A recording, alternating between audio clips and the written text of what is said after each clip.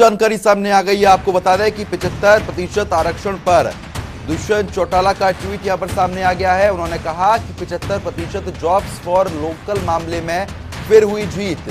साथ ही साथ supreme court ने कानून पर लगे स्टे को हटा दिया है। दुष्यंत चौटाला ने इस बात का जिक्र किया, ये कानून सभी के हित में है, इसलिए सरकार लाई है। तो दुष्यंत चौटाला ने यह बात भी कही है। साथ ही साथ उन्होंने कहा कि राजनीतिक मंशा से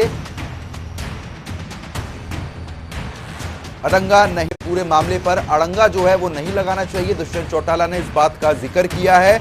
75% जॉब्स फॉर लोकल को लेकर भी उनके द्वारा यहां पर ट्वीट किया गया है, क्योंकि हरियाणा सरकार को अब राहत मिल चुकी है सुप्रीम कोर्ट की तरफ से। साथ ही साथ आपको यह भी बता दें कि हाई कोर्ट को इस मामले का निपटारा करने के लिए 4 हफ्ते का समय भी यहां पर दे दिया गया है। तो बड़ी जानकारी है, 75% जॉब्स फॉर लोकल के मामले में हमारी फिर जीत हुई है। उनका कहना है माननीय सुप्रीम कोर्ट ने बड़ा फैसला देते हुए कानून पर लगे स्टे को हटा दिया है। मैं सभी को विश्वास दिलाता हूं कि यह कानून सभी के हित में है और इस पर राजनीतिक मंशा से अड़ंगा नहीं लगाना चाहिए। इस खबर पर अपडेट के साथ हमारे संवाददाता स्पर्श शर्मा हमारे साथ बने हुए हैं। स्पर्श, एक तरफ जहां जीत हुई है वहीं दुष्यंत चौटाला की तरफ से ट्वीट भी सामने आ गया है। उन्होंने कहा है कि ये कानून जो लाए हैं वो सभी के हित में है, लेकिन राजनीतिक मंशा के चलते इस मामले को लेकर अड़ंगा नहीं अड़ाना चाहिए।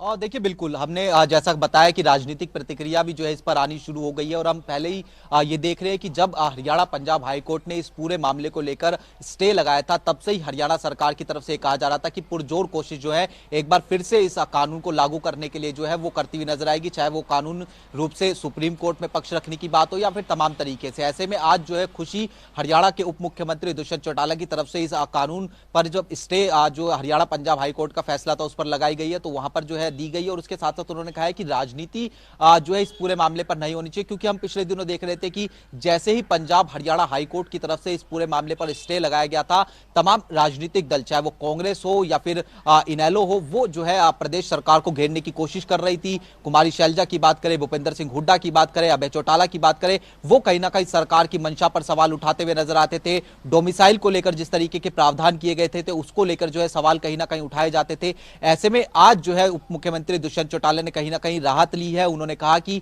यह अच्छी बात है कि सुप्रीम कोर्ट से राहत जो है कहीं ना कहीं मिली है, लेकिन इस मामले पर राजनीति नहीं होनी चाहिए। राजनीति नहीं होनी चाहिए इसका संदर्भ इस तरीके से, क्योंकि वो 75% आरक्षण हरियाणा वासियों को दिलाना चाहते हैं, हरियाणा के युवाओं को दिलाना चाहते हैं। तो ऐसे में अगर राजनीति नहीं होगी तो हरियाणा वासियों का जो फायदा है वो इस पर कहीं ना कहीं होता हुआ नजर आएगा। लेकिन अब विपक्ष की प्रतिक्रिया किस तरीके से निकलकर सामने आएगी वो काफी महत्वपूर्ण रहेगा। लेकिन एक बात यह है कि राहत भरी खबर हरियाणा सरकार के लिए, क्योंकि उनकी महत्वाकांक्षी योजना थी हरियाणा वासियों को 75% आरक्षण देने की। बिल्कुल, सरकार की तरफ से बात का जिक्र किया गया है कि हित में ये कानून लाया गया है, लेकिन इस पर जिस तरीके से विपक्ष के द्वारा लगातार इस पर अड़ंगे अड़ाए जा रहे थे, जिस तरीके से डिप्टी सीएम ने इसका जिक्र भी किया, लेकिन युवाओं के लिए खासतौर पर यह खुशी की बात है जिस तरीके से डिप्टी सीएम जिक्र भी कर रहे थे। युवाओं से कोई बातचीत हुई है आपकी?